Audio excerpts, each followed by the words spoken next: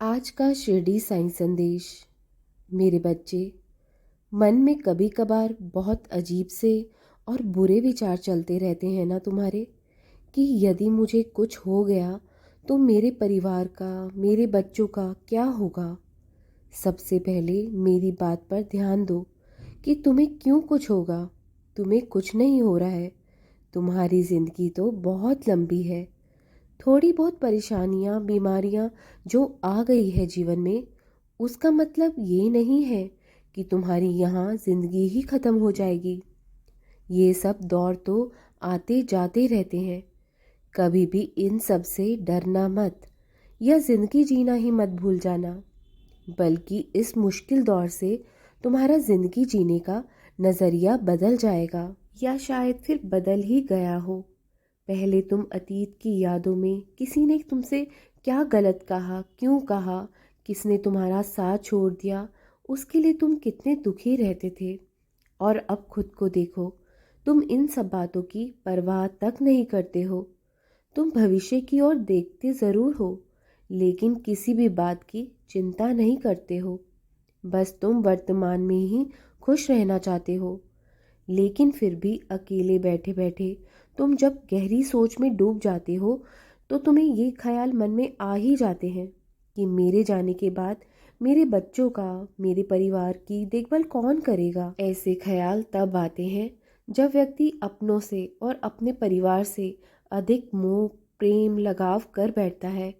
इसलिए मैं हमेशा तुमसे कहता हूँ कि प्रभु का नाम चिंतन भी किया करो। व्यक्ति अपने गृहस्थ जीवन जो जी रहा है, उसमें भी रहकर ईश्वर की आराधना कर सकता है।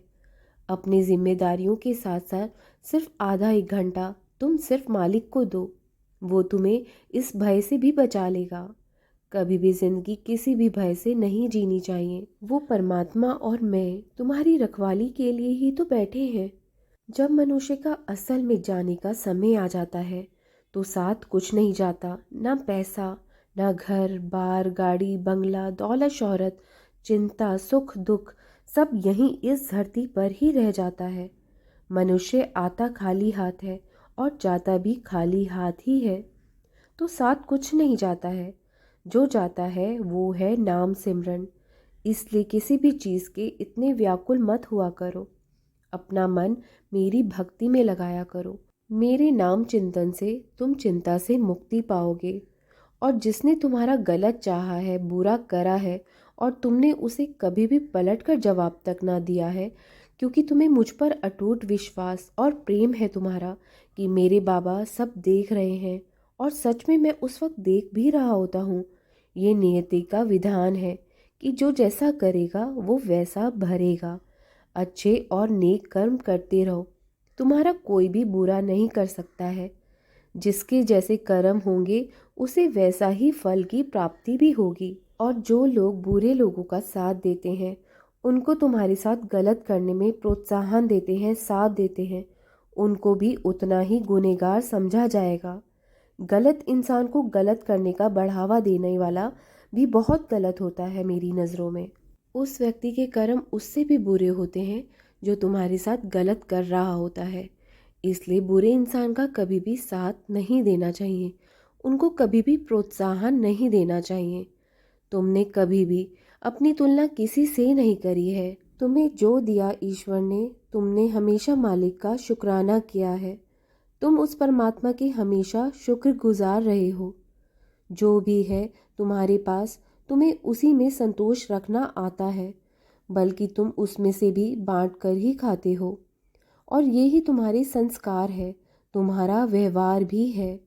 जब भी कोई व्यक्ति तुम्हारे बाबा को या तुम्हें या तुम्हारे व्यवहार संस्कार पर उंगली उठाए, मजाक उड़ाए तुम्हारा, तो तुम कभी भी उलझा मत करो उनसे। ऐसे लोगों से दूर रहना ही सही रहता है। जिसके जैसे संस्कार है, जिसने जो सीखा है शुरू से, वो ही करेगा। तुम बस मेरा हाथ थामे रहो। तुम कभी भी नहीं गिरोगे।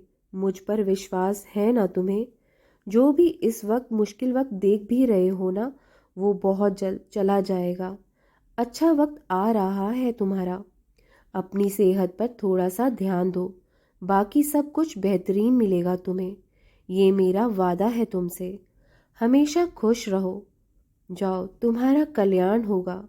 राम कृष्ण हरे, राम कृष्ण हरे, राम कृष्ण हरे।